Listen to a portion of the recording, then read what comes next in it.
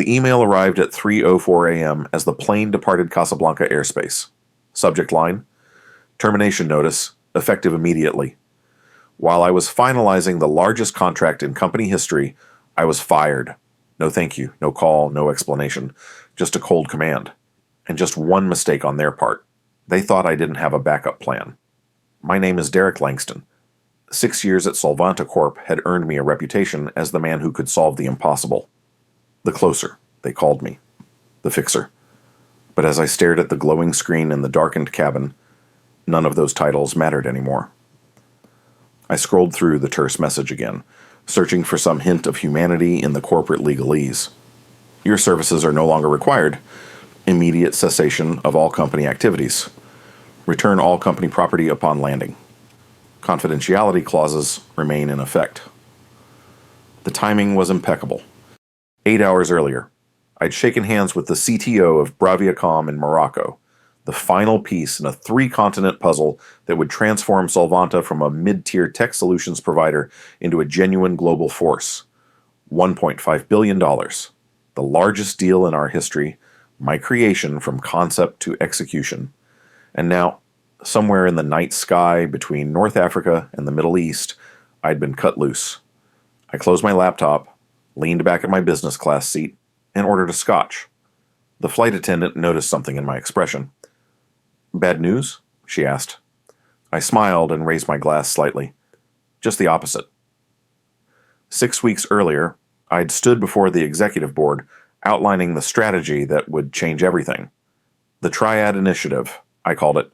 3 major clients across 3 continents, Nipponet in Japan, Eurotel in Germany, and Braviacom in Brazil. Each was a regional power looking to expand. Each had complementary needs, and each was skeptical of American tech companies after several high-profile data scandals. The key, I told the room of polished executives and hungry VPs, is building a customized framework for each client while creating an invisible infrastructure that connects them. We're not selling them technology, we're selling them growth without the traditional pitfalls of global expansion. Elliot Strathmore, our silver-haired CEO, nodded with that calculating look I'd come to recognize. His son Tyler, whose recent promotion to Senior VP of Global Partnerships had raised eyebrows throughout the company, was typing furiously on his tablet. "This is ambitious, Derek," Elliot said, "but we've tried multi-continental frameworks before. The regulatory hurdles alone—" "I've accounted for that," I interrupted, flipping to my next slide. The EU's GDPR, Japan's app, and Brazil's LGPD all have different requirements, but I've designed compliance protocols that exceed standards in all jurisdictions while maintaining operational efficiency. I'd spent 3 months building this strategy, countless nights sleeping on office couches, missed my sister's wedding, and ended a 2-year relationship in the process. But standing there, watching Elliot's expression shift from skepticism to calculation to hunger, I believed it was worth it. "If we pull this off," he said finally, "it changes everything for us."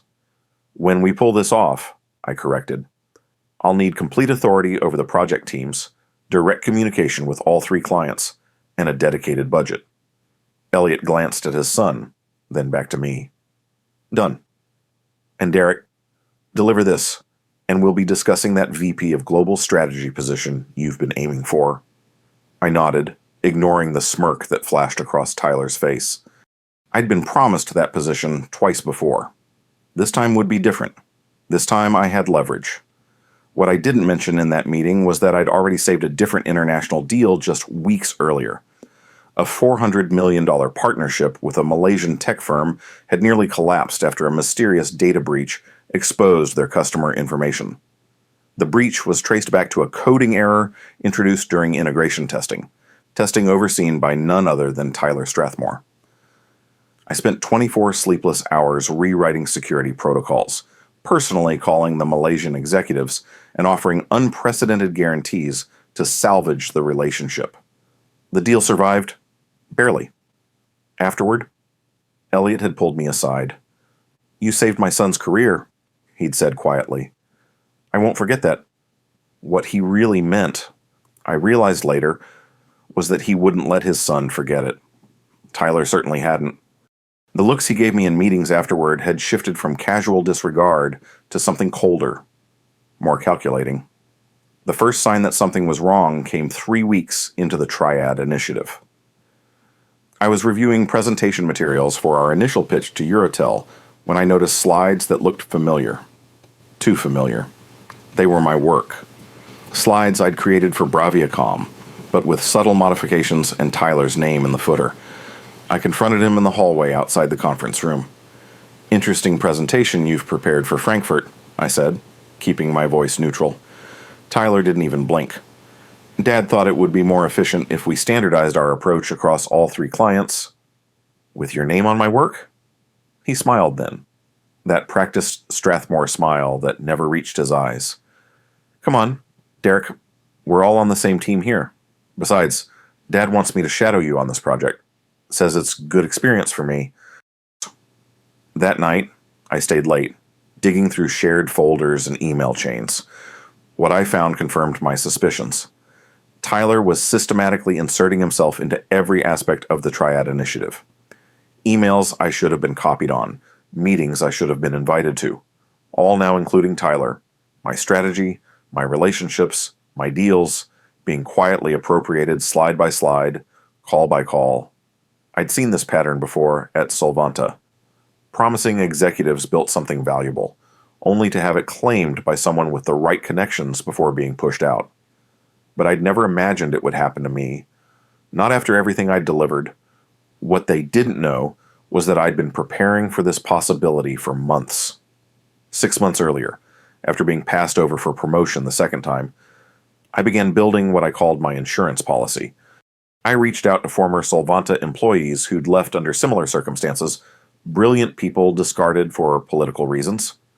Rebecca Chen, our former security architect, now running her own consulting firm. Marcos Diaz, whose innovative payment system had been credited to his supervisor. Amira Hassan, whose market expansion strategy for Southeast Asia had been stolen outright. We met in private, in coffee shops and co-working spaces far from Solvanta's offices. We called ourselves Ascenda, from Ascend, because we were building something that would rise above the corporate politics and backstabbing. A company founded on talent and integrity, not connections and manipulation. While maintaining my punishing schedule at Solvanta, I devoted every spare moment to Ascenda. We developed systems that improved upon Solvanta's offerings, built relationships with key industry players, and quietly identified weaknesses in Solvanta's client retention strategy. We were ghosts, existing in the shadows of the corporate world, waiting for the right moment. The Triad initiative became that moment. As I flew from continent to continent, ostensibly securing Solvanta's future, I was simultaneously laying the groundwork for Ascenda's emergence. In Tokyo, I met with Hiroshi Tanaka, Nipponet's brilliant but cautious CTO. After our official meeting, we continued our conversation over sake in a small izakaya near the Imperial Palace. "You understand our concerns about American tech companies," Tanaka said, his English precise and measured. "The promises are always grand, but the execution—" "I know," I replied. "And frankly, those concerns are valid." His eyebrows rose slightly. This wasn't the typical sales approach. "The problem isn't the technology," I continued. "It's the priorities. When shareholder value consistently trumps client outcomes, corners get cut. Security becomes an afterthought. Customization becomes standardization in disguise." "Yet you work for such a company," he observed. I smiled. "For now. But what if there were an alternative? A company built from the ground up around client outcomes, with security and ethical data handling as foundational principles, not marketing points?" By the end of the night, I hadn't just secured Nipponet's tentative agreement to the Solvanta deal, I'd planted the seed of something more. Before parting, Tanaka handed me his personal card, not his corporate one. "If circumstances change," he said carefully, "I would be interested in continuing our conversation." In Frankfurt, the challenges were different, but the outcomes similar. Eurotel's legal team had flagged concerns about Solvanta's standard contracts, particularly regarding GDPR compliance. While Solvanta's legal department insisted their boilerplate language was sufficient, I knew better. I spent an entire night rewriting the compliance sections, drawing on Amira's expertise in international data law. When I presented the revised contract to Euratel's chief legal officer, her surprise was evident. "This exceeds our requirements," she said, reviewing the document. "Most American companies fight us on these points." "I believe in solving problems, not creating them," I replied. "And I believe in doing things right the first time." Like Tanaka, she provided her personal contact information before I left. Another piece, carefully positioned on the board. In Sao Paulo, I faced my most direct challenge yet. Carlos Mendes, Braviacom's CEO, was known for his bluntness and skepticism toward American tech companies. "Your presentation is impressive, Mr. Langston," he said after I'd completed my pitch. "But I've seen impressive presentations before. What happens when your company's priorities shift? When the next quarterly report needs a boost and customer service becomes an expense to cut?" It was the opening I'd been waiting for. "What if the relationship didn't depend on corporate priorities?" I asked. He leaned forward. "Explain." "Hypothetically speaking," I said, choosing my words carefully, "what if the team you're working with today could guarantee continuity of service and vision, regardless of corporate structure?" "Hypothetically," he replied with the hint of a smile, "that would be very interesting." By the time I boarded the plane in Casablanca, all three pieces were in place. Each client was nominally committed to Solvanta, but each had also opened a door to something else, something better. I suspected Tyler and Elliot might make their move soon. I'd been too successful, made myself too visible. The fact that Tyler was suddenly unavailable for the final meetings in Morocco confirmed my suspicions. They were already rewriting the narrative, positioning Tyler to take credit for the Triad initiative once it was finalized. What I hadn't expected was the sheer coldness of the execution. A 3 a.m. email, while I was literally in transit, unable to access company systems or contact clients from my company devices. It was meant to be a clean kill. As the plane began its descent into Dubai, I powered up my personal laptop, the one Solvanta knew nothing about, and sent 3 identical messages to the private email addresses I'd collected. Each contained just 4 words. "The door is open." Then I ordered another scotch and watched the desert sunrise paint the sky in shades of possibility. The next 48 hours unfolded exactly as I'd planned. Hour 1. I checked into the Park Hyatt Dubai, not as Derek Langston of Solvanta, but as the CEO of Ascenda Technologies, a company that was about to emerge from the shadows. Hour 6.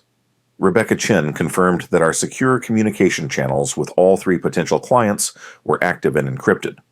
Marcos had our payment and contract systems ready to deploy. Amira had prepared our legal framework with separate versions optimized for each jurisdiction. Hour 12. The first confused emails began arriving from Solvanta's project managers. Why weren't the clients responding to schedule the next steps? Why were calls going to voicemail? What was happening? Hour 18. Tyler Strathmore sent increasingly desperate emails to all 3 clients. His final message, which Tanaka forwarded to me with an emoji I'd never expected from the serious CTO, simply read, "Is this about Derek? We can discuss his continued involvement if necessary." Hour 24. Elliot himself began making calls, only to be told by executive assistants that the decision makers were unavailable or in meetings. The Strathmore charm, so effective in boardrooms, meant nothing when you couldn't get past the front desk. Hour 36. The first contracts were signed, not with Solvanta, but with Ascenda. Our terms were actually more favorable for the clients than what Solvanta had offered, yet would ultimately be more profitable for us without the bloated executive compensation packages and shareholder demands. Hour 48. The industry began to notice. A tech blog posted a speculative piece about Solvanta losing ground in international markets. A financial analyst questioned Solvanta's global strategy on a morning show. LinkedIn showed a sudden surge of profile updates as key team members changed their employer to Ascenda. I watched it all unfold from my hotel suite, methodically building our new company while Solvanta's carefully constructed deals collapsed like dominoes. I took no joy in their confusion and panic. This wasn't about revenge. It was about building something better from the ashes of a broken system. On the morning of the third day, I received a call from Elliot Strathmore himself. "What the hell have you done?" he demanded, his voice tight with fury. "I've started a company," I replied calmly. "Something I should have done years ago. You've stolen our clients. Our intellectual property. I've done nothing of the sort," I cut in. "I've offered clients an alternative, using systems and approaches I developed independently. As for your clients, perhaps you should ask them why they were so quick to abandon Solvanta.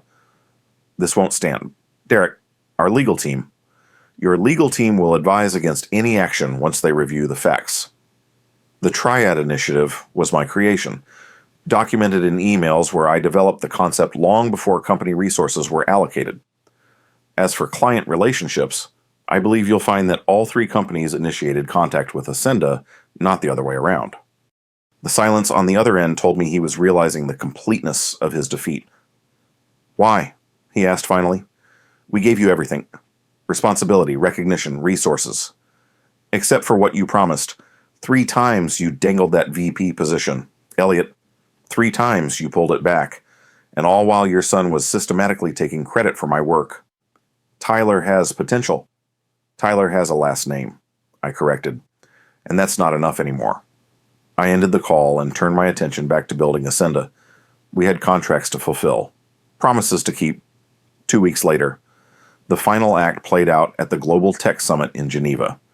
Elliot was there, attempting to salvage Solvanta's reputation with potential new partners. I wasn't on the guest list, but Tanaka's invitation got me through the door. I timed my entrance perfectly. Walking into the private meeting room just as Elliot was making his pitch to Khalid Al-Faisal, CEO of a prominent Saudi tech conglomerate. "Derek," Elliot said, his smile frozen in place. "This is a private meeting." "I know," I replied. "Mr. Al-Faisal, I apologize for the interruption, but I believe you should have all the facts before proceeding." Khalid, whom I'd met at various industry events over the years, looked between us with interest. "Mr. Langston, I've heard your name quite frequently these past 2 weeks."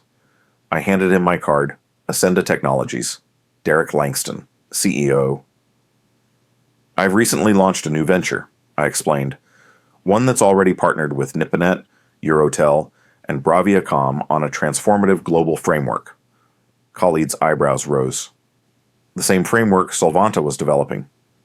"The same framework I developed," I corrected gently, "which is now being implemented by the company I founded specifically to exceed the expectations of these clients." Elliot stood, his face flushed. "This is outrageous. Khalid, we have a history—" "Yes," Khalid interrupted. "A history I've been reconsidering in light of recent events." He turned to me.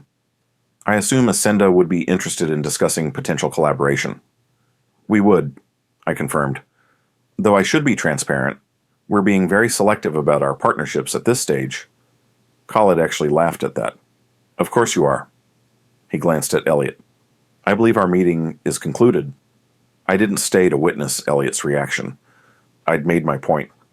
As I left the conference center, my phone buzzed with a news alert. Solvanta's stock had dropped 12% since market open. By the following week, the board would call an emergency meeting. By the end of the month, both Strathmores would be removed from their positions. 1 year later, I sat in Ascenda's headquarters, a renovated warehouse in Seattle's Georgetown neighborhood, all exposed brick and natural light, filled with the hum of purposeful activity. On my desk was the morning's press release. Ascenda Technologies announces the successful completion of the Triad Initiative, connecting technology markets across 3 continents.